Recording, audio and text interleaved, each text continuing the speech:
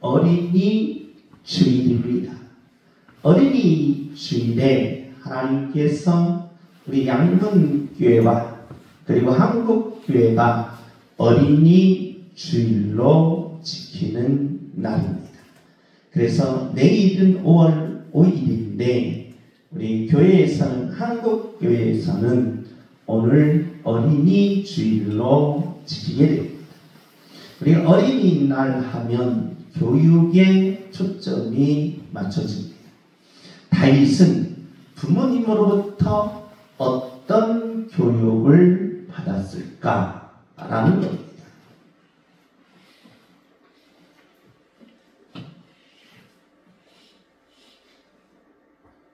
이게 서론이 없어서 죄송합니다. 예. 교육의 원리가 뭘까라는 겁니다. 죄송합니다. 제가 이게 뇌가 잘 돌아가지 않으면 이게 딱 저장이 됐다가 순간적으로 잊어버리면 당황합니다. 그래서 설교 시간에 떨리는 건 오늘이 처음인 것 같습니다. 갑자기 서론이 나와야 되는데 다른 것이 나오니까 갑자기 뇌가 하얀해졌습니다. 정말 죄송합니다. 오늘은 어린이 주일인데 그 어린이 주일의 교육이 뭘까라는 겁니다. 교육. 그래서 우리가 교육하면 우리가 세 가지가 있습니다. 먼저 따라서 합시다. 머리가 좋아야 된다. 네. 머릿결을 좋으려면 샴푸 중에 빨래 샴푸가 최고 좋습니다. 빨래비누. 네. 우리 아버님은 늘 빨래비누를 감으셨는데 머리가 그렇게 좋았습니다. 머리가 좋아요. IQ라고 부릅니다. IQ. 그래서 머리가 좋게 태어난다는 것은 복 중에 복입니다. 그래서 많은 사람들은 결혼할 때 머리 좋은 남편, 머리 좋은 아내를 택하고자 하는 그런 욕심이 생기게 됩니다. 그래서 머리 좋은 남편을 고르기 위해서는 바로 학교를 보게 됩니다. 왜 그렇습니까? 우리가 학벌을 본다는 것은 머리 좋은 사람을 본다는 겁니다. 머리가 좋게 태어난다는 것은 복 중에 복입니다. 따라서 합시다. 내 후손들이 IQ가 천이 되게 하옵소서. 1000 정도는 돼야 되겠다는 겁니다. IQ가 좋아야 된다. 두 번째 교육의 성공률은 IQ 시대를 겪어보니까 어떤 일이 벌어지느냐. 서울대는 나왔는데 인성이 아주 나쁘다는 거예요. 좋은 하버드를 내려 나왔는데 그 성품이 정말 빡빡빡 그러더라고요. 이게 문제가 됐다는 겁니다. 그래서 이제는 그런 사람들을 이제는 사회에서 도태시키자라고 해서 두 번째 교육은 EQ 교육이라고 합니다. 인성 교육이라는 거예요. 우리가 머리는 좀 부족해도 인성이 잘 돼야 된다는 겁니다. 사람이 좋아야 된다는 겁니다. 그래서 EQ 교육이 성장을 했습니다. 이제 세 번째 교육, 그래서 21세기를 무슨 교육이라 하냐면 메타 교육이라고 합니다. 메타 교육은 뭐냐라고 물으면 메타 교육은 소크라테스 교육이라고 합니다. 소크라테스. 우리 한번 옆 사람과 인사합시다. 당신 보아하니 참 잘생기셨습니다. 너나 잘해라. 그래서 내 자신을 알라. 내 자신을 보는 것을 우리는 메타 교육이라고 합니다. 자기 자신이 자기 자신을 들여다보는 것이라는 겁니다. 이걸 최초로 말한 사람이 누구냐? 소크라테스라고 합니다. 소크라테스는 모든 사람들은 자기 자신을 볼 줄 알아야 한다는 겁니다. 그런데 사람들은 내 자신을 볼 줄 모르고 상대방의 모습만 보여지더라는 겁니다. 그래서 메타 교육은 바로 내 자신을 내가 봐서 내가 지금 이걸 알고 있는가 모르고 있는가, 내가 지금 산수 문제를 풀고 있는데, 내가 지금 역사 공부를 하고 있는데 이걸 알고 있는가 모르고 있는가. 그래서 내 자신을 들여다보라는 겁니다. 자기 성찰을 가리켜 메타라고 부릅니다. 그래서 메타라는 말은 생각하고 생각해서 자기 자신을 최고로 깊은 데까지 볼 줄 아는 자, 즉 내가 모든 학문을 하는 데 있어서 바로 내 자신을 돌이켜보면서 그 학문과 내가 일치시키는 것을 바로 메타 교육이라고 말합니다. 그래서 오늘날 시대는 바로 메타 교육입니다. 이 메타 교육을 통해서 우리 양문교회 성도님들이 세계적 인물로 만들어지며, 우리 양문교회에 오는 모든 성도님과 어린 아이들이 세계적 인물이 되는 축복이 열리시기를 예수님의 이름으로 축복합니다. 내 자녀들을 세계적 인물로 키워 주옵소서. 주여! 내 자녀들을 세계적 인물로 키워 주옵소서.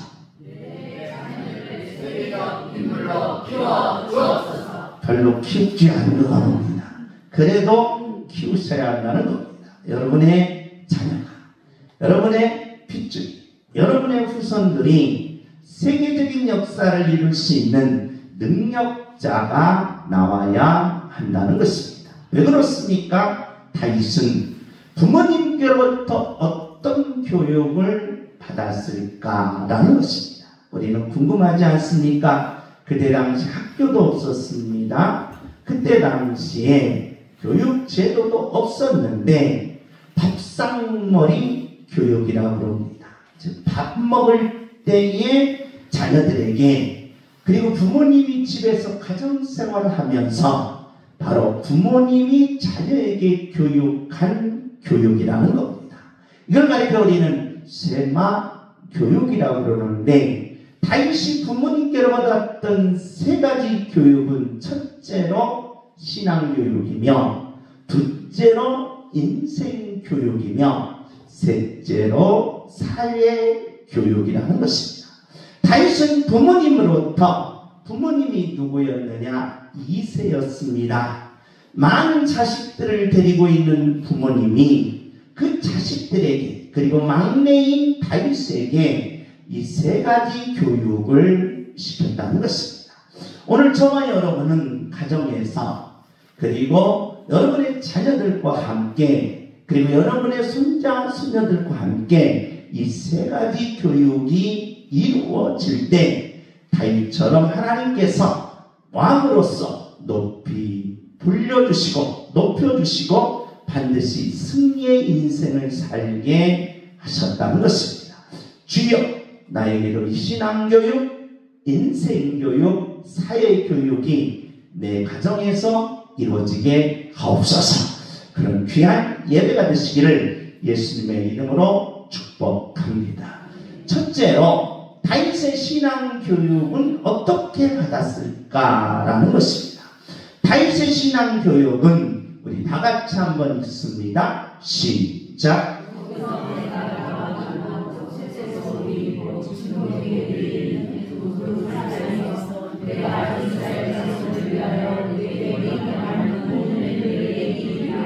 부모로부터 다윗은 신앙교육을 어떻게 받았느냐라고 물었을 때 다윗은 이렇게 말합니다. 나는 날마다 누구를 만났다? 하나님을 만났다는 겁니다. 그리고 우리의 인생에 있어서 우리는, 인간은 모든 사람들의 만남의 삶입니다. 부모님을 만나고, 학교에 가면 선생님을 만나고, 친구를 만나서 서로 공동체의 삶을 살아간다는 거예요.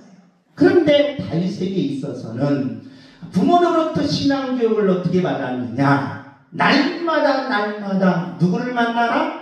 하나님을 만나라는 거예요. 하나님을 반드시 만나야 된다는 겁니다. 오늘 우리 하루에 하나님을 못 만났다면 쫓아내요. 누구 만나고 오라고? 하나님을 만나고 오라는 거예요. 하나님께서는 반드시 장소를 정해주셨습니다. 하나님을 만나는 장소는 속죄소 위, 즉 증거계, 법계를 통하여 법계 위에 나오면 내가 너를 만나겠다는 겁니다. 법계 또는 증거계, 언약계, 하나님의 궤라고 부릅니다. 증거계, 언약계, 하나님의 궤인 그 속에는 만나 항아리, 그 다음에 십계명의 돌판, 그리고 쌍난 지팡이 3개가 들어있습니다. 이 말은 무슨 말입니까? 말씀의 본체이신 예수님, 그리고 만나 항아리, 즉 하늘에서 육신적으로 내려오신 예수님, 그리고 아론의 쌍난 지팡이, 죽으셨다가 부활하신 예수님. 그래서 예수님을 통해서만이 하나님을 만날 수 있다라고 바로 이 법계의 모습 속에서 우리에게 계시해 줬다는 것입니다. 그러니까 바로 매일매일 신앙교육이 뭐였느냐? 하나님을 만났냐라고 물었다. 너 오늘 또 하나님을 만났느냐라고 아버지가 묻고 물었다는 겁니다. 메타 교육이었다는 것입니다. 그래서 하나님께서는 내가 회막문 사이에 내가 너와 거기서 만나고 싶다는 겁니다. 그렇기 때문에 오늘 다윗을 가장 불안했던 것은 뭐냐? 다윗이 인생 속에서 가장 힘들어했을 때가 언제냐? 다윗이 인생 속에서 가장 불안하고 힘들 때가 언제였느냐? 다윗은 이렇게 고백하는 것입니다. 시편 30편 7절입니다. 오늘 본문의 내용입니다. 우리 다 같이 읽습니다. 시작.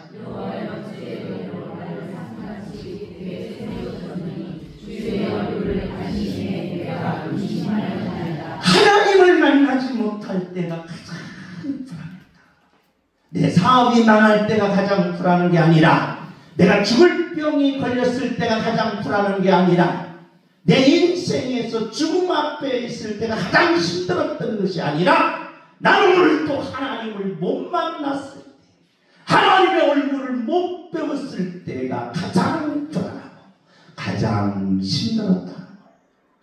그래서 부모님의 교육은 바로 다윗에게 있어서는 매일매일 하나님을 만나라는 겁니다. 우리는 하나님을 만날 때에 우리는 어떻게 말합니까? 눈으로 보고 귀로 듣고 그리고 손으로 만지는 감각적 느낌적 만남이 있습니다. 그러나 다윗에게 있어서는 그 첫째로 이성적인 만남이라는 거예요. 즉 메타 만남이라는 것입니다. 메타 만남은 뭡니까? 라고 물으면 하나님의 말씀을 통하여 그대로 그 믿는 마음이 느껴질 때, 즉 저와 여러분이 성경을 읽으면서 그 성경은 하나님의 말씀이구나라고 느낌이 올 때, 그걸 가리켜 우리는 이성적 만남이라는 겁니다. 읽기는 읽는데 내 마음에 와 닿지 않습니다. 성경을 듣기는 듣는데 내 마음에 믿어지지 않습니다. 성경을 저와 여러분이 듣고 보고 말하는데 내 마음속에는 그게 믿어지지 않는다. 이건 만남이 아니다. 그래서 이성적인 만남은 여러분이 성경을 읽거나 여러분이 성경을 듣거나 여러분이 성경을 듣고 말할 때에 내 마음에 확신이 생기는 그 믿음이 바로 이성적인 만남이에요. 그 이성적인 만남은 다윗을 매일매일 했다는 겁니다. 그래서 시편은 바로 예언적 계시가 많이 틀려져 있습니다. 왜 그렇습니까? 이성적 만남 때문에 그렇습니다. 그럼 다윗이 이성적 만남만 있었느냐? 그렇지 않다는 겁니다. 찬송 보십시오. 찬송 중에 하나님을 만납니다. 그래서 찬양하라, 찬양하라, 찬양하라는 이유가 뭡니까? 나는 찬양을 통하여 하나님을 만났다. 그 기도하라, 기도하라는 이유가 뭡니까? 나는 기도하면서 하나님을 만난다.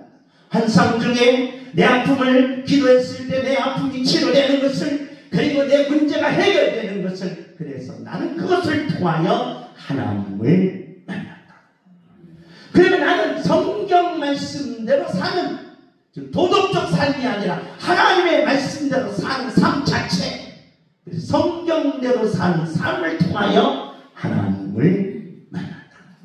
그래서 이것을 가리켜 우리는 지정의의 만남이라는 것입니다.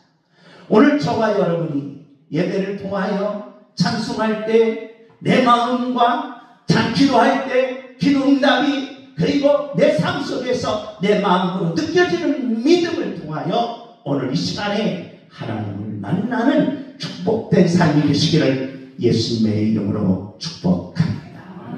하나님을 만나는 신앙교육을 받았다. 그래서 매일 물었다. 너 오늘 몇 등 갔니? 너 오늘 몇 점 맞았니? 너 오늘 무슨 일 했니? 그 물음이 아니라 너 오늘 하나님을 만났느냐? 안 만났으면 밥도 안 주고 쫓아낸다. 이것이 다윗에게 받았던 바로 신앙 교육이었다는 것입니다. 매일매일 하나님을 만나는 그런 체험이 있는 양문의 모든 가정들이 되시기를 예수님의 이름으로 축복합니다. 우리가 이 땅에 살면서 부모된 자로서 자식들에게, 그리고 손자 손녀들에게, 그리고 믿음의 후배들에게 이 하나님을 만나는 신앙 교육이 있는 축복된 하나님의 자녀가 되시기를 예수님의 이름으로 부탁합니다. 두 번째로 다윗에게 있어서는 신앙 교육은 바로 무엇이었습니까? 우리 다 같이 한번 읽습니다. 시작.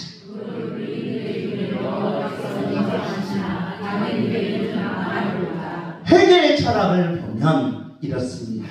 인간의 모든 삶의 과정은 감각으로부터 시작된다는 겁니다. 그래서 저와 여러분은 이 땅에 살면서 가장 기쁨과 행복을 누리는 것이 뭡니까? 감각적 삶이라는 것입니다. 그래서 보고 만지고 그리고 그것을 갖는 것. 우리가 저와 여러분이 옷 사는 거 기분이 좋습니다. 여러분 새 옷을 사면서 찡그리면서 기분 나쁘면서 씩씩거리면서 사는 사람 없습니다. 새 옷을 입고도 막 성질나서 막 옷을 막 찢고 패는 사람 없습니다. 왜 그렇습니까? 바로 이 감각은 우리에게 기쁨과 그 다음에 행복을 주기 때문입니다. 그러니까 이 감각, 이 기쁨과 행복이 지속돼야 되는데 그게 안 된다 이 말이에요. 그래서 어떻게 됩니까? 우리는 지각을 하게 됩니다. 지각. 그래서 이 지각과 감각을 합친 것을 가리켜 오성이라고 하고, 그 오성작용을 통하여 비로소 인간이 되는 겁니다. 그래서 이것을 가리켜 해겔은 자기의식이라고 해요. 근데 인간이 나는 누구인가 그러면서 내가 그것을 성취하기 위해서 사회 속에서 달려나갑니다. 그래서 사람들은 모두 다 인정받기 위한 삶의 투쟁을 한다는 겁니다. 자녀들은 부모님으로부터 인정을 받아야 됩니다. 그렇기 때문에 부모가 공부하라면 부모님께 인정받기 위해서 공부합니다. 부모는 자녀로부터 인정받아야 됩니다. 그래서 옳은 삶을 살기를 원합니다. 우리가 직장에 가면 사회에서 사장님으로부터 인정받기를 원합니다. 그래서 인정받기를 위해서 열심히 일한다는 것. 그래서 이 땅의 삶은 뭐냐? 모든 사람들은 다 인정받기 위한 삶이야. 인정. 몇 사람 인사합시다. 내가 당신을 좋아하니? 내가 이쁜 거 인정해. 잘 나가는 거 인정해. 인정받는다. 인정받는다는 인정 욕구가 인생의 초점이다. 문제는 우리가 인정받기 위해서 몸부림치면서 헌신하면서 다 했습니다. 그런데 어느 날 사장님이 내가 이렇게 회사를 위해서 희생하고 내가 회사를 위해서 몸부림쳤는데 나무 옆에 친구를 진급시키네. 그래서 배신합니다. 그래서 이 배신의 아픔 속에서 사람들은 거기에서 변질되고 만나는 거예요. 변질. 그래서 변질되는 속에서 도덕이 무너지고 거기에 인격이 무너지면서 인정을 파괴한다. 그래서 배신과 거기에는 권무술수가 다 들어갈 수밖에 없다는 거예요. 이걸 바로 다윗이 캐치한 거예요. 그래서 사람에게 인정받으려고 하지 말고 누구에게 인정받으라? 하나님께 인정받으라. 이게 부모의 교육이었다. 부모의 신앙교육은 첫째로 하나님을 만나라. 둘째로 인정받되 사람에게 인정받는 것도 성공의 길이요, 사람들이 인정해주는 것도 내가 높임을 받는 길이요, 사람들이 나를 인정해주는 것도 내가 승리의 길이지만 거기에는 배신과 권무술수가 들어있기에 바로 변치 않는 하나님께 인정받으라. 여러분과 제가 이 땅에 살면서 사람에게 인정받으려고는 열심히 했습니다. 그러나 하나님께 인정받기 위해서 열심히 해봤다 이 말이야. 하나님께 인정받기 위해서 내 신앙의 온몸을 투자해봤나 이 말이야. 이게 교육의 모습이었다. 그러니 저와 여러분은 이 땅에 살면서 돈 많은 사람을 인정받는 거 중요합니다. 나에게 높은 사람의 인정받는 것 중요합니다. 그러나 먼저 하나님께 인정받으라. 나는 과연 하나님이 나를 인정해 주시는가? 너 됐어? 너 그만해? 그 정도면 됐다. 더 이상 하지 마라 할 정도로 하나님 앞에 인정받으라. 그래서 이 여호와께서 바로 의인들을 뭐 하시겠다? 인정하시겠다. 다시 하나님께로부터 인정받았을 때 그의 삶 모든 것이 고침을 받았다. 하나님이 나를 치유하셨다. 하나님이 내 아픔을 고쳐주셨다. 왜? 하나님이 인정해 주니까 아픈 것 그 문제가 된다. 오늘 시간에 아픔이 있습니다.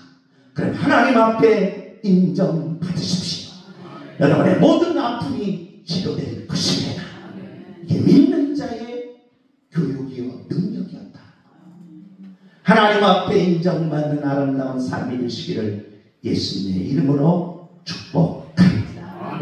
주옵시다. 하나님께 인정받게 하옵소서. 주여 하나님께 인정받게 하옵소서. 아멘. 하나님께 인정받으라는 것. 제가 하나는 집사님이 있습니다. 사업가였습니다. 그런데 회사에서 처음에 직장 다니까 회장님한테 인정받으려고 새벽 3시에 나갔어요. 3시. 야, 3시. 누구한테 인정받으려고? 회장님한테 인정받았어요. 그래서 진급이 부장까지 올라갔습니다. 그래서 사장님이 회사를 하나 떼줬어요. 업체를 하나 떼어줬어요. 그 정도로 인정받았어요. 업체를 떼어줘서 열심히 하다 보니까 그 회장님이 야 변질되니까 떼준 회사가 하루아침에 망해요. 그런데 집사인데 예배도 안 나와. 집사인데 기도도 안 해. 문제. 그 욕심과 열정을 하나님 앞에 인정받는데 반이라도 쏟았더라. 반이라도 쏟았더라. 제 말이 아닙니다. 담임 목사님의 말이에요. 반이라도 쏟았더라면 그 사업은 망했어야 된다. 할렐루야. 우리가 이 땅에 살면서 여러분 직장 생활하면서 사회생활하면서 좋습니다. 인정받으셔야 합니다. 그래서 온 인류의 삶은 해결 말한 것처럼 인정의 삶인데 그 인정의 삶에 앞서 하나님 앞에 인정받으라는 것입니다. 나는 양육회 모든 성도님들이 하나님 앞에 인정받기를 원합니다. 예배에 있어서 하나님 앞에 인정받으셔야 합니다. 기도함에 있어서 하나님 앞에 인정받으셔야 합니다. 봉사하며 하나님의 일에 인정받는 자 볼 것 없습니다. 하나님의 고쳐주시고 하나님이 건져주시사 높여주신다는 겁니다. 할렐루야. 하나님 앞에 인정받는 삶이 있게 하옵소서. 주여. 아멘. 하나님 앞에 인정받는 양의 모든 가정들이 되시기를 예수님의 이름으로 축복합니다. 그래서 이새가 다윗에게 묻는 겁니다. 너 오늘 하나님 만났니? 너 오늘 하나님 앞에 인정받는 신앙생활을 뭐해? 아빠 나 기도했습니다. 그 하나님이 인정해 주시고 아빠 나 오늘 찬송했습니다. 그래서 시편에는 기도가 많고 찬양이 많고 하나님 앞에 인정받는 삶이 되었다.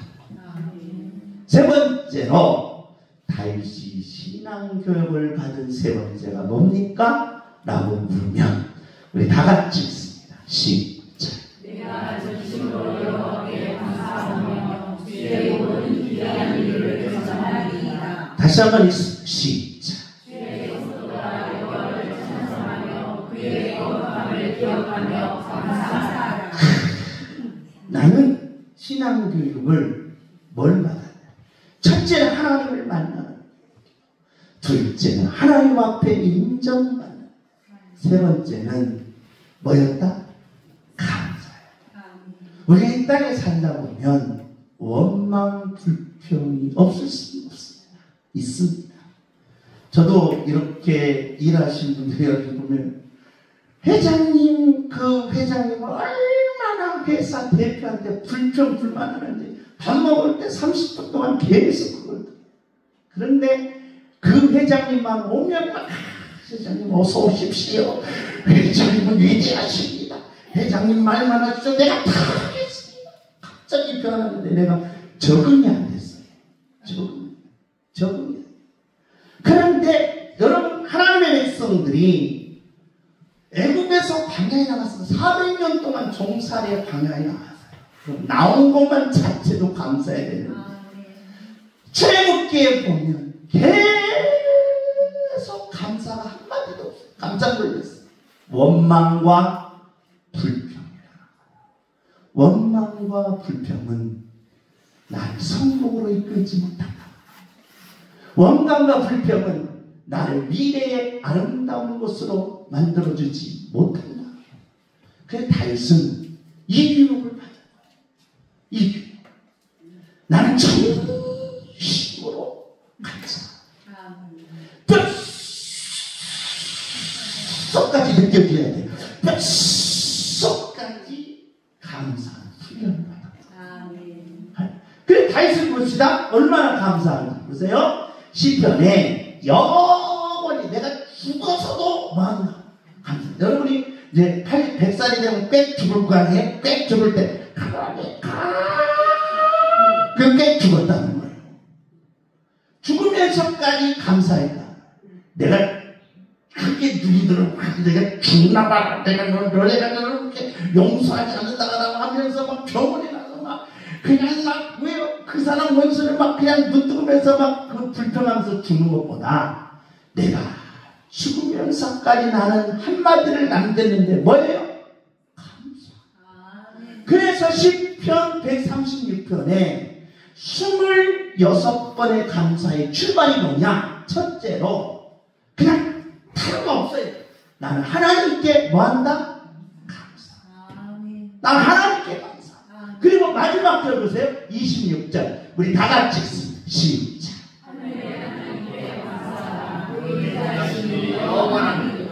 1편에서 1절에서 26절에 다 감사해요.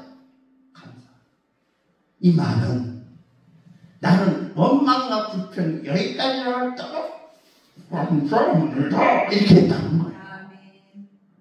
나는 뭐였다?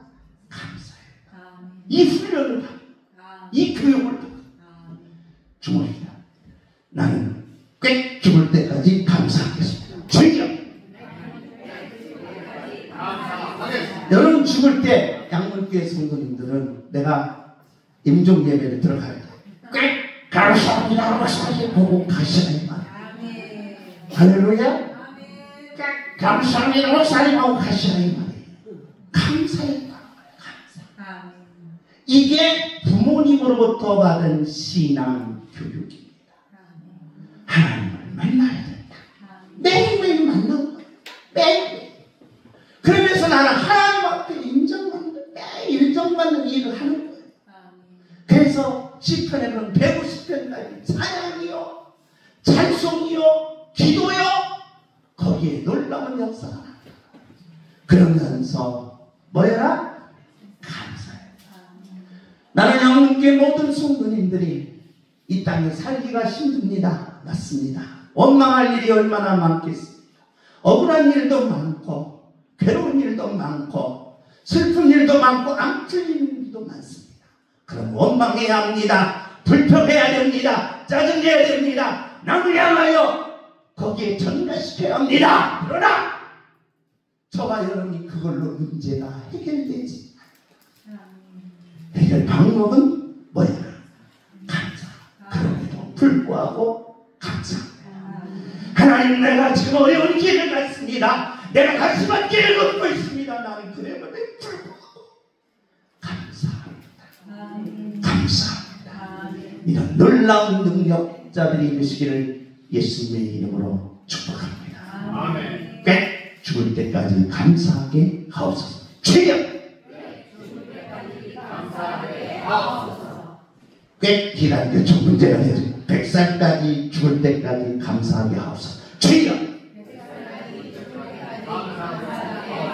아멘. 이 교육을 받았다. 이 교육은 자식들만 교육이 아닙니다. 교회 안에서도 이 교육이 이루어져야 되고 여러분의 가정에서도 이 교육이 이루어져야 돼요. 여러분의 삶 속에 이 교육이 이루어져야 한다는 것입니다. 바로 하나님 앞에 만나시고 인정받으시고 감사하는 하나님의 자녀가 되시기를 예수님의 이름으로 축복합니다. 두 번째로 다윗의 인생 교육은 이렇게 받았다는 거예요. 첫째, 바로 반드시 삶의 계획을 세웠다는 겁니다. 계획 없이는 안 된다. 그래서 아버지가 늘 너 오늘 무슨 계획을 세웠느냐고 묻는 거예요. 너 무슨 계획을 세웠냐고 묻는 거예요. 계획을 세워라. 그런데 계획 없이 그냥 살면 이 멍 때린 사람이 멍 때린 것처럼 멍청이가 되는 거예요. 그러니까 계획이 없으면 안 된다는 거예요. 목표가 없으면 안 된다는 겁니다. 꿈이 없으면 안 된다는 겁니다. 미래가 없으면 안 된다는 거예요. 미래가 없어요. 그래 저 여러분은 미래가 있는 거예요. 여러분 오늘 죽을 거예요? 안 죽잖아요. 그럼 내일이 있을 거 아니에요. 모레가 있을 거 아니에요. 미래가 있다 이 말입니다. 그러려면 목표를 세워라. 계획을 세우고 꿈을 세우고 내가 죽더라도 그건 이루어야 되겠다. 내가 천국 가더라도 내 자식들이 그건 이루어져야 되겠다. 내가 천국 가서라도 내 후손들이 그건 이루어져야 되겠다. 꿈이 있어. 계획이 있고 목표를 세우라는 것입니다. 목표를 세울 때 하나님께서 뭘 하겠다? 돕는 힘을 주겠다. 아멘. 그 목표를 안 세우는데 힘 주세요. 그 힘 갖다 뭐예요? 돌멩이 들려. 돌 들으러 왔어요, 여러분? 힘 갖다 무엇이요? 목표에 힘을 쏟아야지. 가만히 있는데 힘 주세요. 라고 뭡니까? 바벨탑이나 쌓지. 가만히 있는데 힘 주세요 하면 뭡니까? 사람들이 흥청망청 세상 길로 가더라. 목표를 세우되 건전한 목표, 비전을 이루는 목표, 내 가정을 이루시는 목표, 내 자녀들의 미래를 만드시는 목표. 그래서 이 목표를 아버지가 교육시켰다는 것입니다. 여러분과 저는 양문교회 성도님들입니다. 가끔 우리 집사님이 밥 먹고 막 가셔요. 어디 가십니까? 도서관 간다. 너무 행복했어요. 도서관 간다. 나이 50에 60에 도서관 간다. 목표가 있잖아요. 너무 좋잖아요. 어디 가니? 그 목표를 세워야 합니다. 목표. 저와 여러분이 오늘 이 시간에 부모님으로부터 다이어트 교육을 받습니다. 죽을 때까지 죽어서 내 목표는 뭐야 된다? 남아 있어야 된다. 아멘. 따라서 내가 죽어도 내가 세운 목표는 이루어집니다. 할렐루야. 아멘. 여러분과 제가 이거 거짓말이 아니에요. 미술가들은 어느 때의 가치가 가장 올라가요? 죽어야 돼요. 죽으면 미술 가격이 얼마 돼요? 천정부지로 올라가요. 우리 작은아버님 제자가 저기 바티칸 교황의 돌석산에서 세계적인 조각가가 됐어요.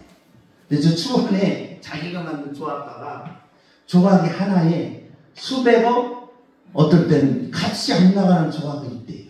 값이 안 나는 조각. 값이 안 나는. 그런데 이걸 팔까 말까 하는데 안 팔아요. 왜? 내가 죽으면 돌은데. 그 자식들이 어떤 생각을 하겠어요? 아버지 빨리 죽으세요. 값이 더 나온대. 값이 더 나와. 목표가 있어야 된다. 목표가. 그러게 저와 여러분이 하나님께서 목표를 정할 때 돕는 힘을 더한다. 그래서 사도 바울은 항상 이렇게 말합니다.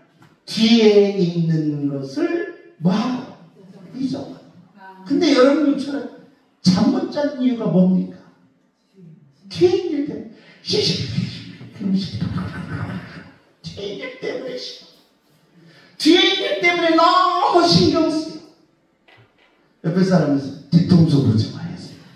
옆에 사람은 뒤통수 보지 마세요. 옆에 사람 보면서 뒤통수 좀 제발 보지 마. 뒤통수 보고서는 뒷일을 생각한다 이거. 왜 뒤에 것을 생각해? 뒤에 것은 따라서 어제 일은 기억도 안 나야 된다. 근데 왜 이렇게 잘 기억해? 김정숙 10년치 일을 왜 이렇게 잘 기억해? 20년치 일을 잘 기억해요. 20년. 그리고 뒤에 있는 걸 왜 이렇게 잘 기억해? 뒤에 있는 것을 뭐 하지 말고 잊어버리고. 우리 다 같이 시작.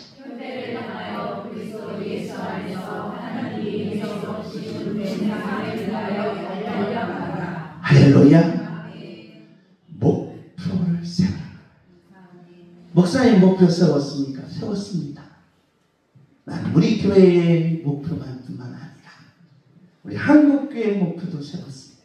한국교회가 창세부터 요한계시록까지 이 진리의 말씀, 이 성경 말씀이 하나님의 말씀이라는 사실, 그리고 성부 하나님, 성자 하나님, 성령 하나님의 계시라는 말씀, 이 말씀이 안 믿는 자들에게도 전해져서 아하, 믿던 안 믿던 하나님은 뭐하구나?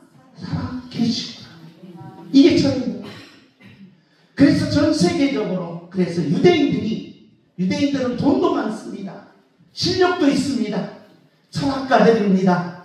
그럼에도 불구하고 그들이 하나님 앞에 돌아올 수 있는 것은 진리 하나예요.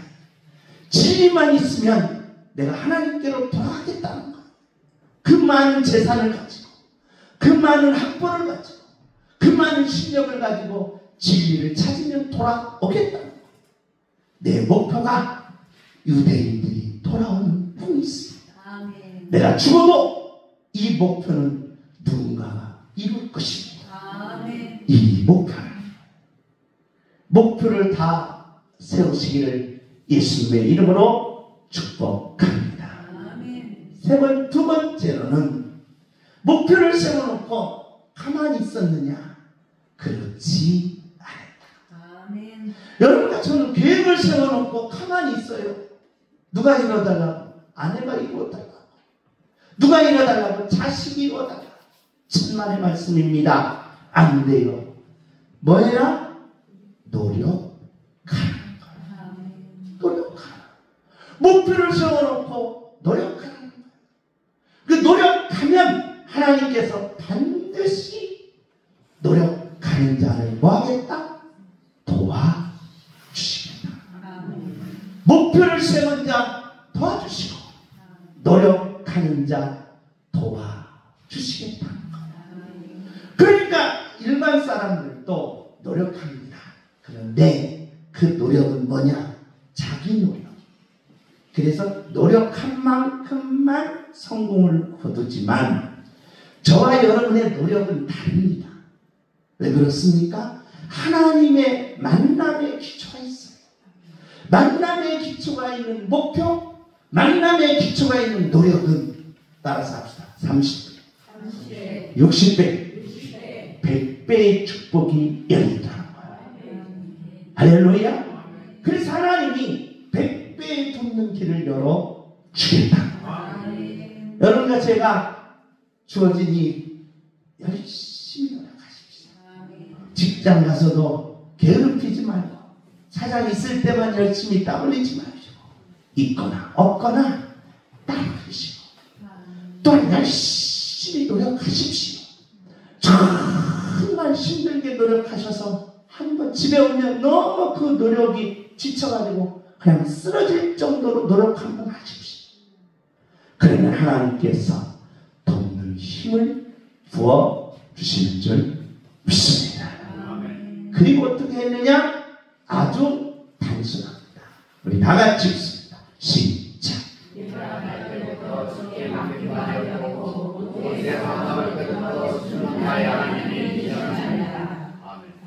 이제는 내 가정, 내 인생, 내 사업, 내 삶을 하나님께 뭐야? 맡기라. 이게 인생 교육. 아주 단순해요. 쉽잖아요. 계획 못 세울 사람이 어디 있어요? 계획 못 세울 사람. 아니, 노력 못할 사람이 있어요. 노력 못 세워. 우리 어머니는 다리가 힘들어요. 이렇게 엉덩이를 겨서라도 노력하시더라고요. 겨서라도. 노력할 사람 못 있어요. 그리고 뭐야? 맡기라. 하나님께 맡기라. 따라서 합시다. 하나님이 이루어 주십니다. 주무십니다. 주여 이루어 주옵소서. 주여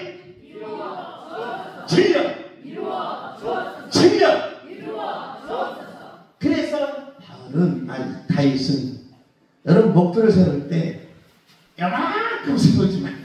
이만큼. 따라서 합시다. 대신이나 뻥쳐서 세워라. 할렐루야. 하나님 앞에서는 뻥쳐서 세워라. 크게 세워라. 그래서 내 입을 넓게 할렐루야. 세우셔서 우리 노력합시다. 그리고 맡깁시다. 그러면 이루어 주실 줄 믿습니다. 주여 다 이루어 주옵소서. 주여